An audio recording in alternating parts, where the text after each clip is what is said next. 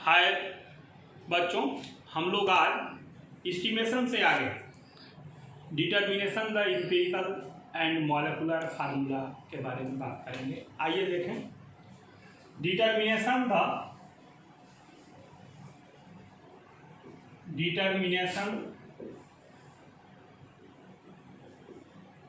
The empirical formula.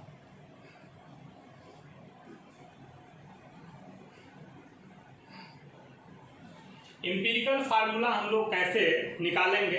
अभी हम लोगों ने परसेंटेज वैल्यू निकाला, कार्बन का परसेंटेज वैल्यू निकाला, कार्बन के बाद हाइड्रोजन का निकाला लिविक विधि से। फिर हम लोगों ने नाइट्रोजन का परसेंटेज वैल्यू निकाला डूमा प्रोसेस से और केल्डर प्रोसेस से। फिर नाइट्रोजन के बाद हम लोगों ने हेलोजन का परसेंटेज वैल्यू निकाला। फिर हम लोगों ने सल्फर का परसेंटेज वैल्यू निकाला। फिर हम लोगों ने फास्फोरस का परसेंटेज वैल्यू निकाला। और सबको निकालने के बाद यदि सबको जोड़ते हैं हम लोग और 100 से कम होता है तो 100 में से घटा लेते हैं, वो वैल्यू ऑक्सीजन का होता है।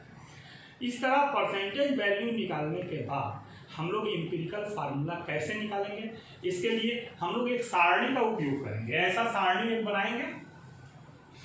इस सारणी में सबसे पहली बात होगी एलिमेंट। सबसे पहले एलिमेंट को लिखा जाएगा। एलिमेंट के बाद परसेंटेज वैल्यू के बाद मास, यानी इस एटॉमिक मास, इसको एटॉमिक मास लिखें। Atomic mass. उसके बाद हम लोग लिखेंगे percentage value upon atomic mass. इसको हम लोग बोलते हैं relative number.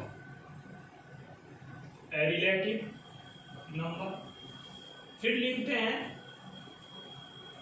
Relative number upon lowest relative number, that is known as simplest ratio।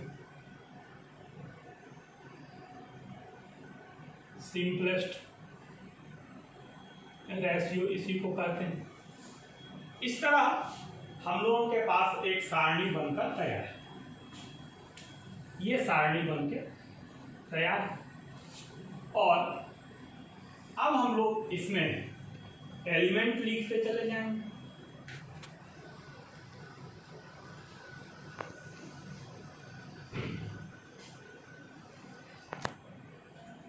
इसमें एलिमेंट लिखते चले जाएंगे, जो भी एलिमेंट हो इसमें लिखेंगे। फिर उसका परसेंटेज वैल्यू हो उसको लिखेंगे।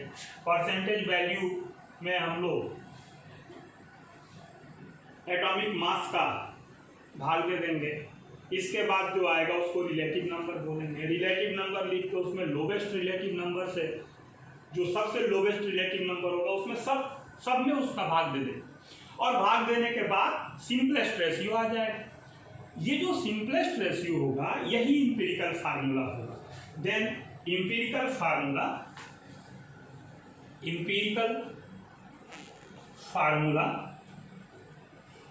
इज इक्वल टू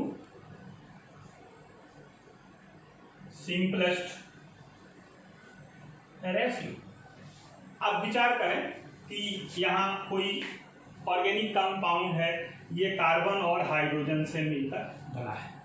अब कार्बन और हाइड्रोजन से मिलकर बना है तो कार्बन का परसेंटेज वैल्यू X% है और इसका परसेंटेज वैल्यू Y है। X + Y = 100। ये ध्यान रखेंगे कि ये X + Y 100 के बराबर हो। अगर नहीं होगा ये 100 के बराबर तो इसका अर्थ है कि हम लोगों को X Y जोड़ करके 100 में से घटाएंगे और जो आएगा वो ऑक्सीजन का परसेंटेज वैल्यू होगा। अब इसका एटॉमिक मास, तो इसका एटॉमिक मास 12, इसका एटॉमिक मास 1 पता है। अब फिर हम लोग X/12 और Y/1 ऐसा लिखेंगे। फिर इसके बाद दो वैल्यू आ जाएंगे, एक वैल्यू आ गया m और दूसरा वैल्यू आ गया n।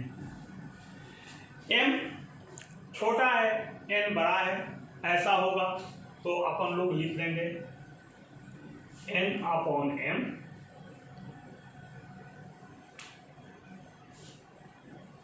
n अपॉन m और n upon n, m upon m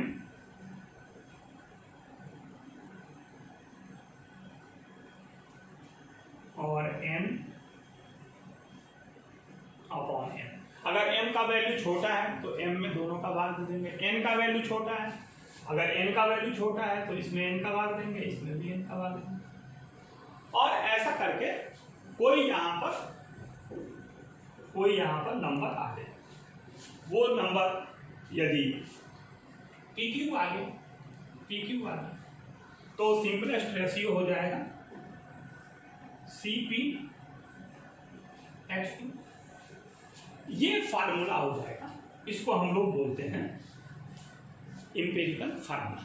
empirical formula जब हम लोग निकालेंगे तो इंपेरिकल फार्मूला निकालने के बाद हम लोग मॉलिक्यूलर फार्मूला निकालेंगे। मॉलिक्यूलर फार्मूला निकालने के लिए हम लोगों को मॉलिक्यूलर वेट पता होना चाहिए, तो मॉलिक्यूलर वेट पता होना चाहिए। मॉलिक्यूलर वेट निकालने की बहुत सारी विधियां हैं। आप उस सवाल में जो ट्रेस मिले, आपको जिस तरह के क्लू मिले, उसके हिसाब से आप मॉलिक्यूलर फार्मूला निकाल सकते हैं। अक्सर ये 2 गुणे वेपर डेंसिटी ऐसा करके मॉलिक्यूलर फार्मूला निकालने के लिए होता है। तो मॉलिक्यूलर फार्मूला वेट निकालने के लिए तो मॉलिक्यूलर फार्मूला वेट निकाल लेंगे, और मॉलिक्यूलर फार्मूला वेट निकालने के लिए के बाद n निकालेंगे। तो n बराबर होता है molecular formula weight upon empirical formula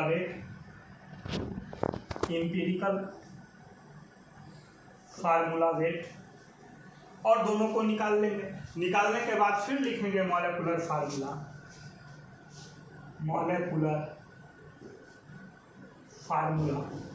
और मॉलिक्यूलर फार्मूला जब निकालेंगे तो इंपीरिकल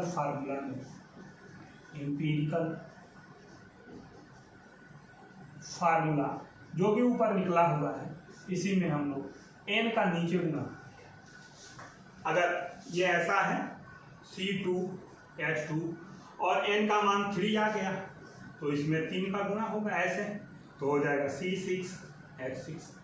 तो ऐसा करके इंपेरिकल फार्मूला से हम लोग मॉलिक्यूलर फार्मूला निकालेंगे। अब मॉलिक्यूलर फार्मूला निकालने में एक बात और मुश्किलें फंसेंगी, और वो है कि मॉलिक्यूलर वेट कैसे निकालें। तो मॉलिक्यूलर वेट निकालने के लिए हम आपको अगले वीडियो में बताएंगे। इस वीडियो में इतना ही। वीडियो को लाइक, सब्सक्राइब और शेयर करना नहीं भूलेंगे। Thank you.